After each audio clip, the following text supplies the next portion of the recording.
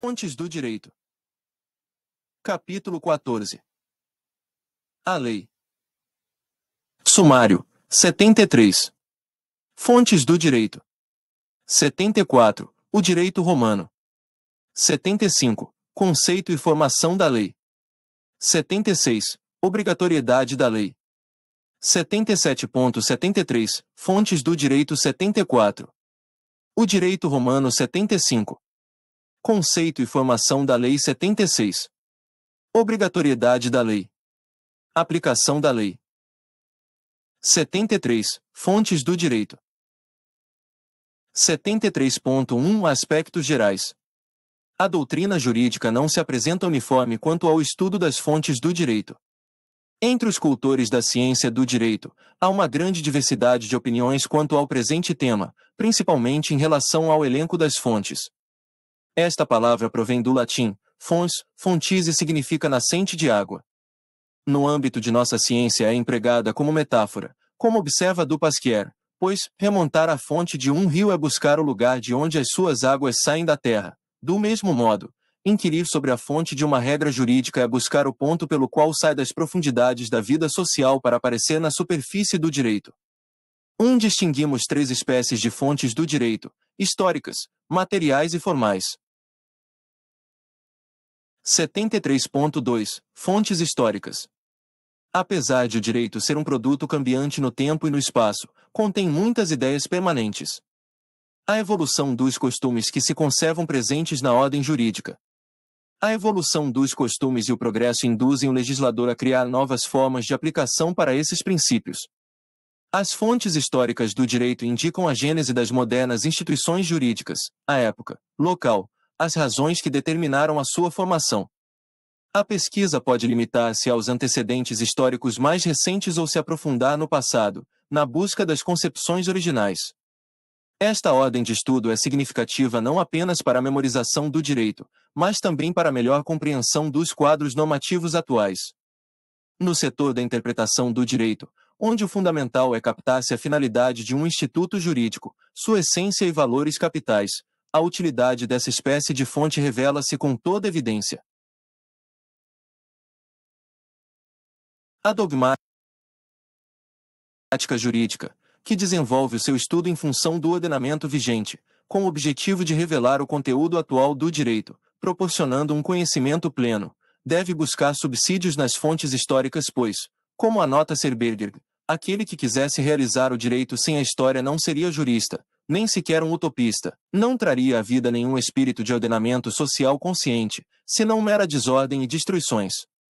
2. Nessa perspectiva de análise, o retorno aos estudos do direito romano, fonte do direito ocidental, torna-se imperativo. 73.3 Fontes materiais. O direito não é um produto arbitrário da vontade do legislador, mas uma criação que se lastreia no querer social. É a sociedade, como centro de relações de vida, como sede de acontecimentos que envolvem o homem, quem fornece ao legislador os elementos necessários à formação dos estatutos jurídicos. Como causa produtora do direito, as fontes materiais são constituídas pelos fatos sociais, pelos problemas que emergem na sociedade e que são condicionados pelos chamados fatores do direito, como a moral, a economia, a geografia, entre outros. 3. Rubiner Galo divide as fontes materiais em diretas e indiretas.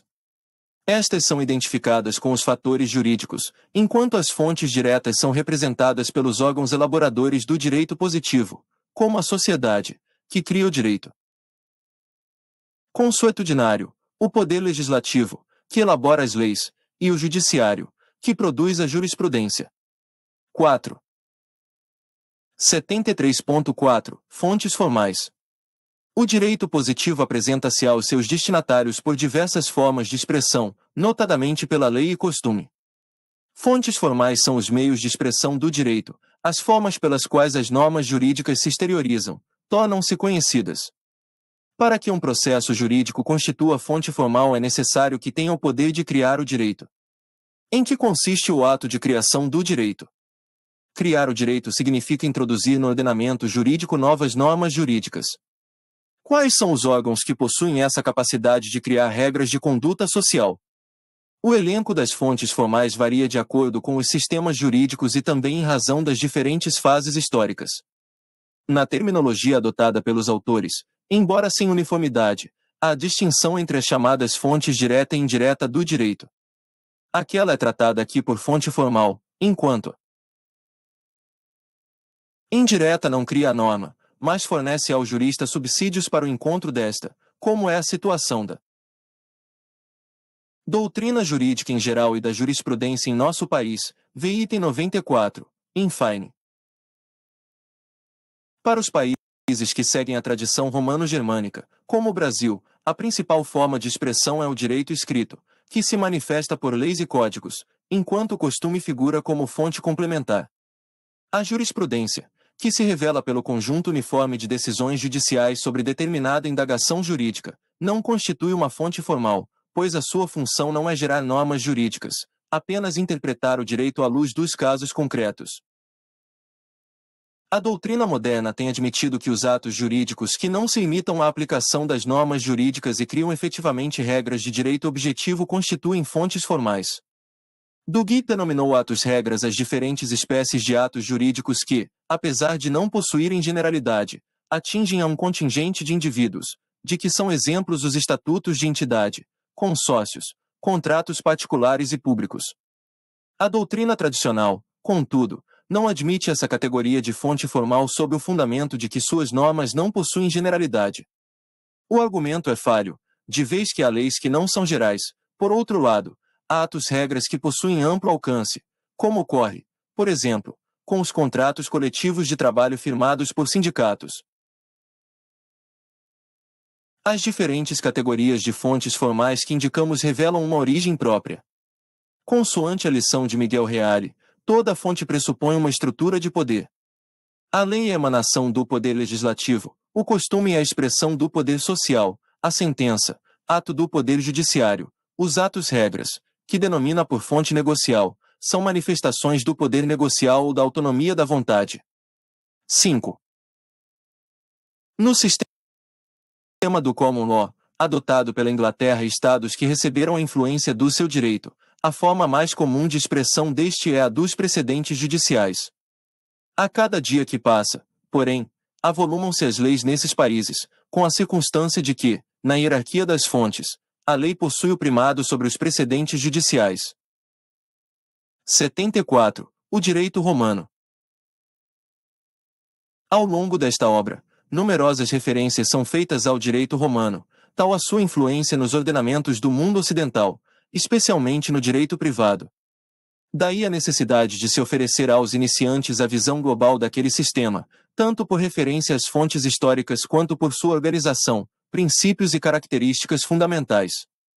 Embora os romanos não tenham se notabilizado nas especulações do espírito, a sua cultura jurídica não teria alçado nível elevado sem o apoio de uma segura orientação filosófica.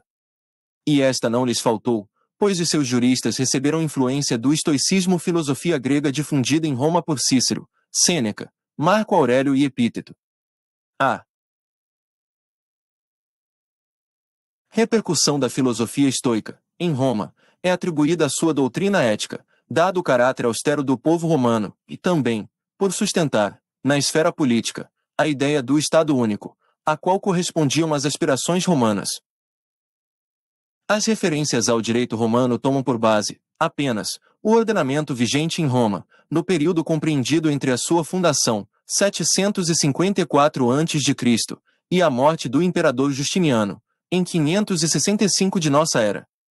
Abrange 3 fases: a do direito antigo ou pré-clássico, 754 a 126 a.C. aproximadamente, b. a do direito clássico, 125 a.C. a 305 d.C., c. a do direito pós-clássico, 306 a 565.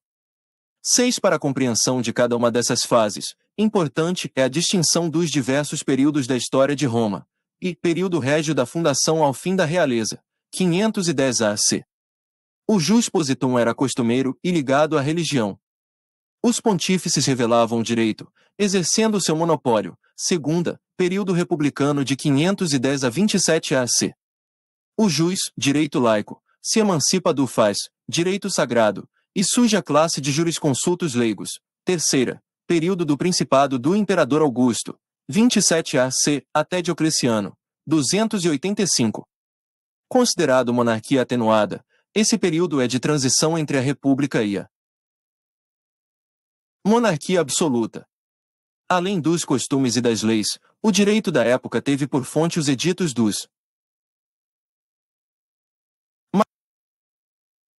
magistrados, os senatus consultus, as constituições imperiais e as responsa prudentium. Estas consistiram em pareceres de jurisconsultos distinguidos pelo imperador com o jus publici respondendi que definiam o jus, tornando-se obrigatória aos pretores a sua orientação. Vê item 102, quarta. O período dominato ou da monarquia absoluta estendeu-se de 285 até 565. O imperador assume integralmente o poder e passa a ser a única fonte reveladora do direito. Neste período surgem a lei das citas e o corpus juris civilis. De acordo com J. Esseripo e Brutal, o direito romano é o único que passou por todas as fases que um sistema jurídico pode experimentar: direito sacerdotal, direito das gentes, direito judicial, Richtrecht, direito de funcionários, direito legislativo e direito decretado pelo imperador. 7. Inicialmente, o direito romano foi constituído pelo jus civile, que se aplicava apenas aos cidadãos, civis, e se manifestava nos costumes, envolvido em práticas solenes de fundo religioso. Posteriormente, as leis, votadas em comícios, na época republicana, tiveram a função de complementar as normas consuetudinárias, seja suprindo as lacunas ou corrigindo as distorções, além de dispor sobre o regime de governo. Quando os romanos entraram em contato com outros povos, em decorrência de suas conquistas militares, surgiu o jus gentium, que não possuía excessos formalistas e era menos costumeiro e mais universal. O novo sistema se destinava às relações dos estrangeiros entre si e em seus contatos com os civis. O pretor urbano, praetor urbanus, aplicava o jus civile, enquanto o pretor peregrino, praetor peregrinus, decidia as questões afetas aos estrangeiros, segundo o jus gentium. Os pretores não criavam o direito, mas tinham o poder de declarar, mediante editos, as regras que aplicariam no exercício de suas funções. Tais enunciados não se contrapunham ao jus civile, mas o complementavam. Na definição de Papiniano, o direito pretoriano, também denominado honorário, é o que, por razão de utilidade pública, introduziram os pretores, para ajudar, suprir ou corrigir o direito civil, o qual se chama também honorário, assim denominado em honra dos pretores. 8. Como se depreende, o direito romano não se originou de uma única fonte, nem resultou do esforço isolado de uma época. Sua formação foi lenta e sedimentou-se a partir da famosa Lei das 12 Tábuas, elaborada pelos decênviros, em 452 a.C., estendendo-se até o período da monarquia absoluta. A Lex Dodecim Tabularum, destinada à comunidade rural, inspirou-se em fontes gregas e ordenou a vida romana durante vários séculos. Entre a sua aprovação e o corpus juris civilis, a jurisprudentia evoluiu, especialmente pela ação dos juristas dos 2 últimos séculos AC, que adaptaram a cultura jurídica à realidade socioeconômica, então dominada pela indústria e comércio. O apogeu do direito romano se deu nos primeiros séculos de nossa era, graças ao labor dos jurisconsultos e editos dos magistrados. A Lei das Citas, do ano 426, obrigava os pretores a seguirem as lições do chamado Tribunal dos Mortos, formado pelos jurisconsultos Gaio, Papiniano, Paulo, Upiano e Modestino. Digno de registro, também, o Código Teodosiano, do século V da atual era, que influenciou o ordenamento jurídico francês anterior ao Code Napoleão. O sistema romano, expresso notadamente no Corpus Juris Civilis, corpo do direito civil, século VI, constitui o grande legado romano à humanidade. É o repositório da cultura jurídica alicerçada em vários séculos de experiência. A codificação, ordenada por Justiniano, 483 a 565, e elaborada por uma comissão de juristas sob a coordenação do ministro Triboniano, compõe-se de 4 partes. A primeira, denominada Código, reúne a legislação existente a partir do reinado de Adriano, 76 a 138. Em 532, Comissão entregou o Digesto ou Pandectas, coletânea de lições de grandes jurisconsultos. Seguiram-se as institutas, formadas por uma apresentação didática dos princípios existentes no Código e no Digesto. Sua exposição inicia-se com a definição de justiça. Justitia est constans e perpetua voluntas ius sum cuique tribuens. Justiça é a constante e firme vontade de dar a cada um o que é seu, seguindo-se a da ciência do direito. Jurisprudentia est divinarum atque humanarum rerum notitia. Iustia atque justicia. Jurisprudência é o conhecimento das coisas divinas e humanas, a ciência do justo e do injusto. Ainda no preâmbulo estão os famosos princípios. Iuris praecepta sunt et, honesti vivere, alterum non laedere, sum cuique tribuendi. Os preceitos do direito são: viver honestamente, não lesar a outrem e dar a cada um o que é seu. O direito natural não seria privativo do gênero humano, mas o que a natureza ensinou a todos os animais. 9. A última parte novelas contém a legislação promulgada por Justiniano, a qual se acrescentaram as leis supervenientes. Com o Corpus Juris Civilis, nas palavras do historiador Eduard M. Senalbanes, o direito clássico romano estava sendo revisado para atender às necessidades de um monarca oriental cuja soberania só era limitada pela lei de Deus. 10. 75. Conceito e formação da lei. 75.1 Considerações prévias. A lei é a forma moderna de produção do direito positivo. É ato do poder legislativo, que estabelece normas de acordo com os interesses sociais. Não constitui, como outrora, a expressão de uma vontade individual, elieta amoi, pois traduz as aspirações coletivas. Apesar de uma elaboração intelectual que exige técnica específica, não tem por base os artifícios da razão, pois se estrutura na realidade social. A sua fonte material é representada pelos próprios fatos e valores que a sociedade oferece. É por esta forma de expressão que a ciência do direito poderá aperfeiçoar as instituições jurídicas. Como obra humana, o processo legislativo apresenta pontos vulneráveis e críticos. Hervat indica dois aspectos negativos das leis, como fatores da crise do direito escrito: a. O decretismo, isto é, excesso de leis; b. Vícios do parlamentarismo, de vez que o legislativo se perde em discussões inúteis, sem atender às exigências dos tempos modernos. 11. Para superar as deficiências que esse processo apresenta, a corrente do direito livre reivindicou valor apenas relativo para as leis, enquanto alguns juristas pretenderam a sua substituição pelo direito científico, a cargo da doutrina, e outros pelo direito judicial. Se há defeitos na produção do direito mediante leis, as falhas seriam maiores se consagrado o direito livre ou o decisionismo. Como as deficiências apontadas não são imanentes ao processo legislativo, podem ser suprimidas mediante a racionalização de suas causas e pela ação positiva do homo juridicus.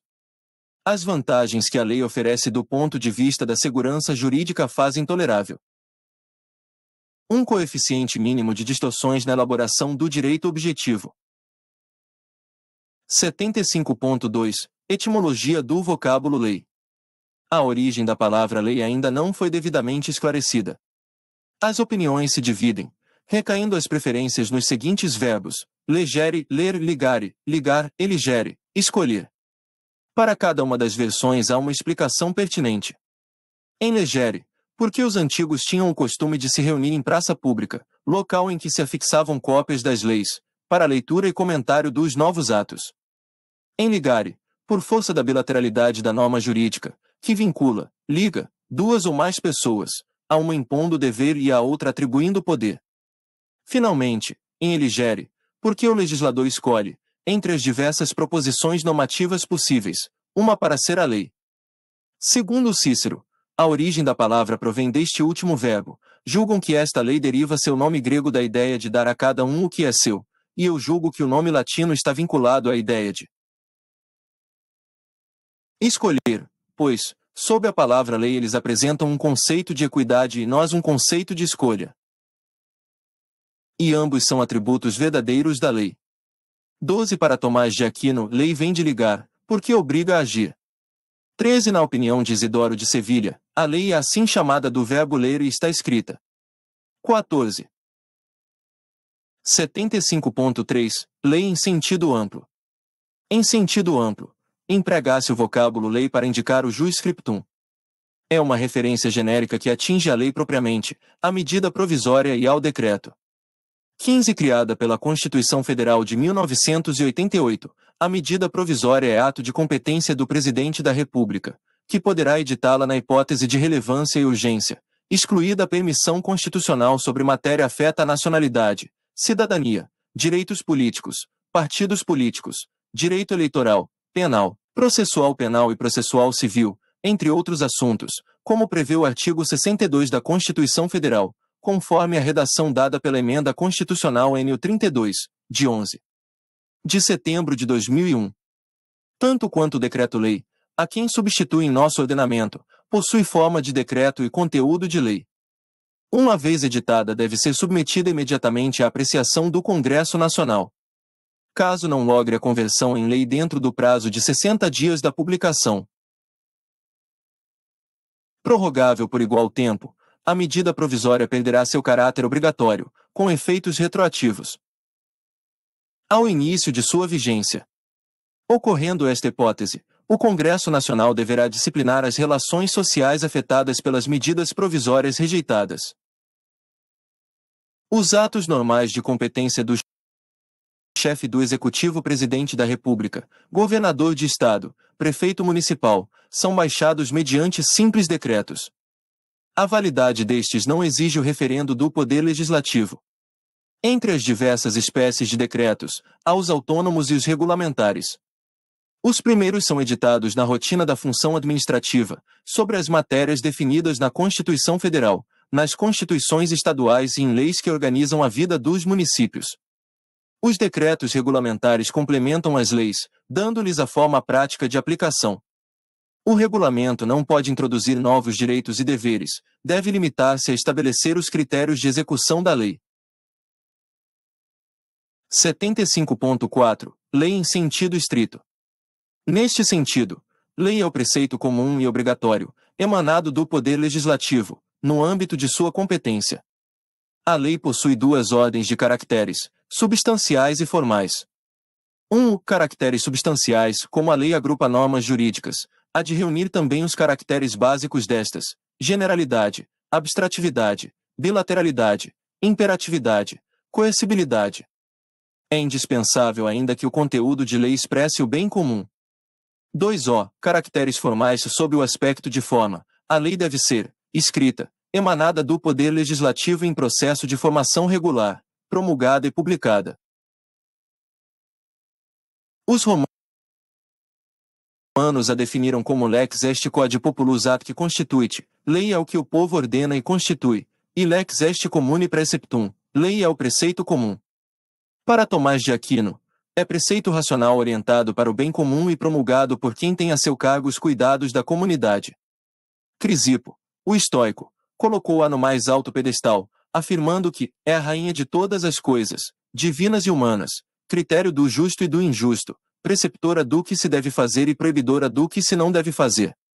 As virtudes da lei foram discriminadas por Isidoro de Sevilha. A lei há de ser honesta, justa, possível, adequada à natureza e aos costumes, conveniente no tempo, necessária, proveitosa e clara, sem obscuridade que ocasione dúvida, e estatuída para a utilidade comum dos cidadãos e não para benefício particular.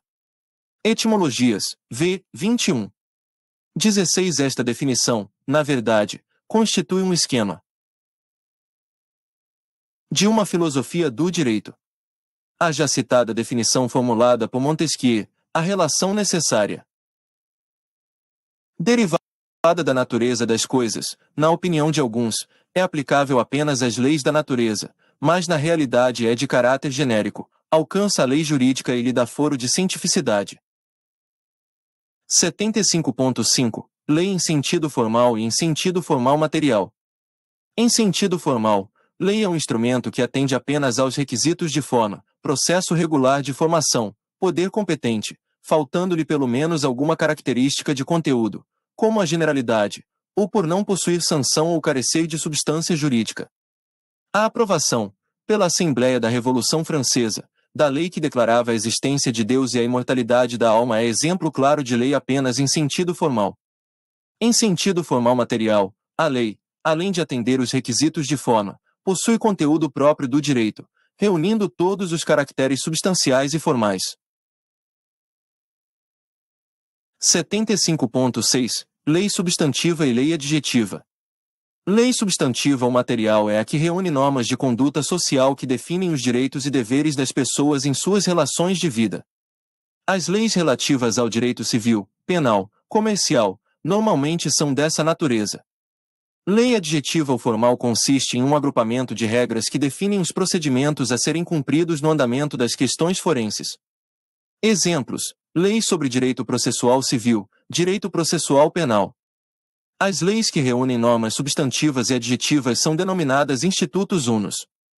Exemplo: lei de falências. A lei substantiva é, naturalmente, a lei principal, que deve ser conhecida por todos, enquanto a adjetiva é de natureza apenas instrumental e o seu conhecimento é necessário somente àqueles que participam nas ações judiciais, advogados, juízes, promotores. 75.7. Leis de ordem pública.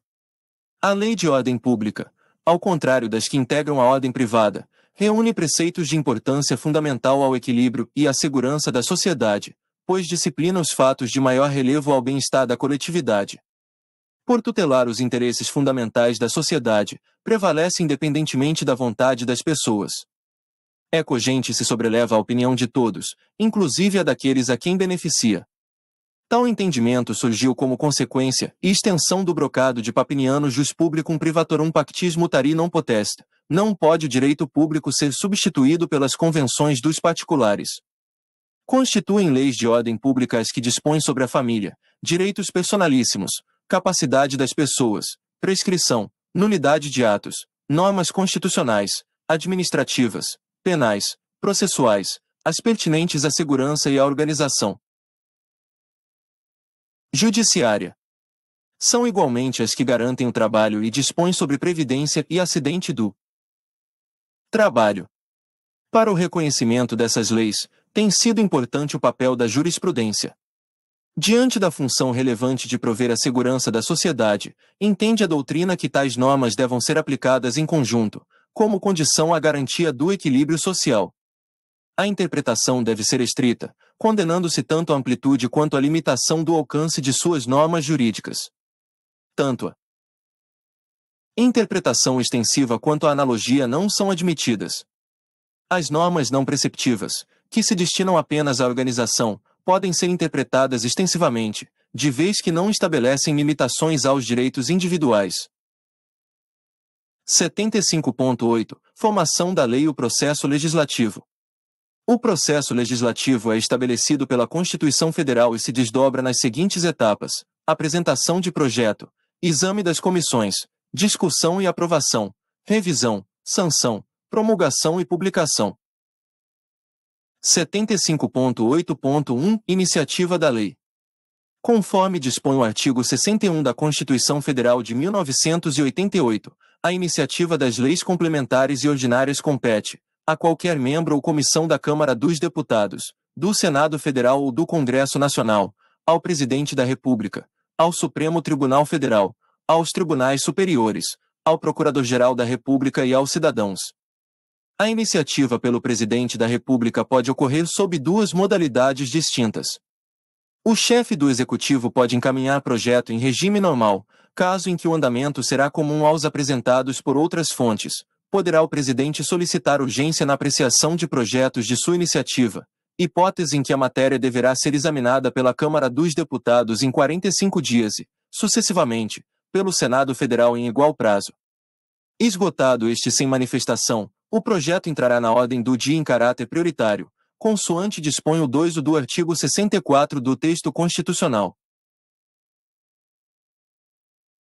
75.8.2 Exame pelas comissões técnicas, discussões e aprovação.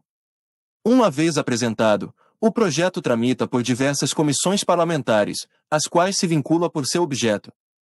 Passado pelo crivo das comissões competentes, deverá ir ao plenário para discussão e votação. No regime bicameral, como é o nosso, É indispensável a aprovação do projeto pelas duas casas. 75.8.3 Revisão do projeto. O projeto pode ser apresentado na Câmara ou no Senado Federal. Iniciado na Câmara, o Senado funcionará como casa revisora e vice-versa, com a circunstância de que os projetos encaminhados pelo Presidente da República, Supremo Tribunal Federal e tribunais federais serão apreciados primeiramente pela Câmara dos Deputados. Se a Casa Revisora aprová-lo, deverá ser encaminhado à Presidência da República para sanção, promulgação e publicação. Se o rejeitar, será arquivado. Se apresentar emenda, volverá à casa de origem para nova apreciação. Não admitida a emenda, o projeto será arquivado. 75.8.4 Sanção. A sanção consiste na aquiescência, na concordância do chefe do Executivo com o projeto aprovado pelo Legislativo. É ato da alçada exclusiva do Poder Executivo, do Presidente da República, governadores estaduais e prefeitos municipais. Na esfera federal, dispõe o presidente do prazo de 15 dias para sancionar ou vetar o projeto. A sanção pode ser tácita ou expressa. Ocorre a primeira espécie quando o presidente deixa escoar o prazo sem manifestar-se. É expressa quando declara concordância em tempo oportuno. Na hipótese de veto, o Congresso Nacional, as duas casas reunidas, disporá de 30 dias para sua apreciação. Para que o veto seja rejeitado é necessário o voto da maioria absoluta dos deputados e senadores, em escrutínio secreto. Vencido o prazo, sem deliberação, o projeto entrará na ordem do dia da sessão seguinte e em regime prioritário. 75.8.5 Promulgação. A lei passa a existir com a promulgação, que ordinariamente é ato do chefe do Executivo. Consiste na declaração formal da existência da lei. Rejeitado o veto presidencial, será o projeto encaminhado à Presidência, para efeito de promulgação no prazo de 48 horas. Esta não ocorrendo, o ato competirá ao presidente do Senado Federal, que disporá de igual prazo. Se este não promulgar a lei, o ato deverá ser praticado pelo vice-presidente daquela casa. 75.8.6 Publicação. A publicação é indispensável para que a lei entre em vigor e deverá ser feita por órgão oficial. O início de vigência pode dar-se com a publicação ou decorrida vacatio legis, que é o tempo que medeia entre a publicação e o início de vigência. 75.9 Lei delegada. Embora a elaboração de lei seja da competência do Poder Legislativo, o artigo 68 da Constituição Federal prevê a hipótese de o Presidente da República solicitar delegação ao Congresso Nacional para legislar sobre determinada matéria, vedada a inclusão do seguinte elenco, e organização do Poder Judiciário e do Ministério Público, a carreira e a garantia de seus membros, segunda nacionalidade, cidadania, direitos individuais, políticos e eleitorais, terceira planos plurianuais, diretrizes orçamentárias e orçamentos. Na delegação, que se faz mediante resolução do Congresso Nacional, deve constar a matéria e os termos de seu exercício. Caso conste na delegação, o projeto do Executivo deverá ser apreciado pelo Congresso Nacional em votação única, vedada qualquer emenda. 76. Obrigatoriedade da lei. A consequência natural da vigência da lei é a sua obrigatoriedade, que dimana do caráter imperativo do direito. Em face do significado da lei para o equilíbrio social, nos diversos sistemas jurídicos vigora o princípio de que nemo jus ignoraris sincetur, consagrado pelo nosso direito no artigo 3 da Lei de Introdução às Normas do Direito Brasileiro, que dispõe: ninguém se escusa de cumprir a lei, alegando que não a conhece. Tal preceito, na opinião de alguns autores, firma a presunção de que todos conhecem a lei, enquanto outros identificam-no com a ficção jurídica. Como reconhece a doutrina moderna, esse princípio se justifica pela necessidade social, pois visa atender interesses da coletividade. Para Vilório Toranzo, a obrigatoriedade jurídica se faz sentir na vontade dos homens em forma intuitiva, evidente e inata. 17. Em decorrência do aludido princípio, o erro de direito não é relevante em relação aos atos jurídicos, salvo na hipótese em que for a sua única causa. Em matéria penal, a ignorância da lei é Inexcusável enquanto o erro inevitável sobre a ilicitude do fato apenas isenta de pena o agente, por força do que dispõe o artigo 21 do Código Penal. Já a Lei de Contravenções Penais, pelo artigo 8, prevê a não aplicação da pena quando a ignorância ou a errada compreensão da lei for excusável. Por que a lei obriga? Há várias teorias a respeito, entre as quais se apresentam a teoria da autoridade, formulada notadamente por Hobbes e Austin, que consideram a obrigatoriedade da lei uma simples decorrência da força. E Cílio Vanni critica tal opinião, lembrando que acima da norma jurídica e do poder que a impôs, há uma força que torna possível a existência da norma e que é a vontade popular. 18. B. Teorias da valoração, que subordinam a obrigatoriedade da lei ao seu conteúdo ético. C. Teorias contratualistas, para quem a norma jurídica é obrigatória se enquanto os que devem obedecê-la concorrerem para a sua formação. D. Teorias neocontratualistas, que condicionam a obrigatoriedade à adesão ou reconhecimento dos que lhes são subordinados. E teoria positivista, que sustenta, na palavra de Vanni, que a norma jurídica deve ser considerada como o último elo de uma corrente, cujos elos precedentes constituem a ordem jurídica já existente em uma certa comunidade. 77. Aplicação da lei. A aplicação da lei apresenta várias etapas, estudadas por Vicente Hall como fases da interpretação do direito. 19. 77.1 Diagnose do fato. Consiste no levantamento e estudo da quaestio facti, dos acontecimentos que aguardam a aplicação da lei. É a tarefa preliminar de definição dos fatos. Para isto, o magistrado considera a narrativa apresentada pelas partes interessadas, examina cuidadosamente as provas e firma o diagnóstico quanto à matéria de fato. 77.2 Diagnose do direito. Esta etapa consiste na indagação da existência de lei que discipline os fatos. É um trabalho apenas de constatação da existência da lei. 77.3 Crítica formal. Conhecidos os fatos e verificada a existência da lei, cumpre ao aplicador do direito examinar se o ato legislativo se reveste de todos os requisitos de caráter formal. Deve-se verificar se a lei contém todos os autógrafos necessários, se há correspondência entre o texto aprovado e o publicado, ainda, se o seu processo de formação foi regular. Hobbes atentou para a importância de se submeter a lei a uma crítica de ordem formal, e não basta que a lei seja escrita e publicada, é preciso também que haja sinais manifestos de que ela deriva da vontade do soberano. Porque os indivíduos que têm ou julgam ter força suficiente para garantir seus injustos desígnios, e levá-los em segurança até seus ambiciosos fins, podem publicar como lei o que lhes aprouver, independentemente ou mesmo contra a autoridade legislativa. Porque não basta apenas uma declaração da lei, são necessários também sinais suficientes do autor e da autoridade. 20. 77.4 Crítica substancial. Nesta fase o aplicador deverá verificar os elementos intrínsecos de validade e de efetividade da lei. A sua atenção se dirigirá para o teor das normas jurídicas, a fim de examinar se o poder legiferante era competente para editar o ato, se a lei é constitucional ou não, se é de natureza taxativa ou simplesmente dispositiva, etc. 77.5 Interpretação da lei. Com a definição dos fatos, certificada a existência da lei disciplinadora e a validade formal e substancial desta, impõe-se ao aplicador a tarefa de conhecer o espírito da lei.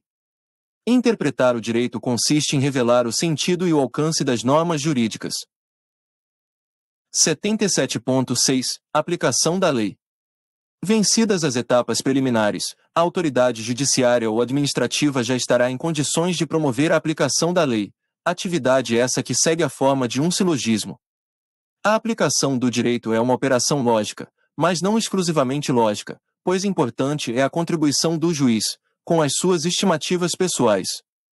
A premissa maior corresponde à lei, a premissa menor consiste no fato, a conclusão deverá ser a projeção dos fatos na lei, a subsunção, ou seja, a sentença judicial, vê item 128.